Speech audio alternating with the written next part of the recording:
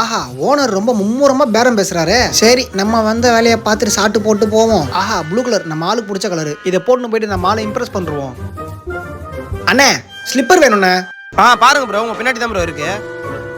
ஆஹா, சூப்பரா இருக்கே. எதை போடுறதுன்னே தெரியலையா. இதை போடுவோம். கருப்பா இருந்தாலும் கலையா இருக்கான், கடிக்காம இருந்தா சரி. என்ன சலூன் உள்ள போயிருச்சு, நிறைய பேர் விட்டு பார்த்துட்டு பாருங்க போல. நான் காலை சொன்னேன். அண்ணே, இது பக்காவா இருக்கு. எவ்வளோண்ணே? 800 ரூபா ப்ரோ.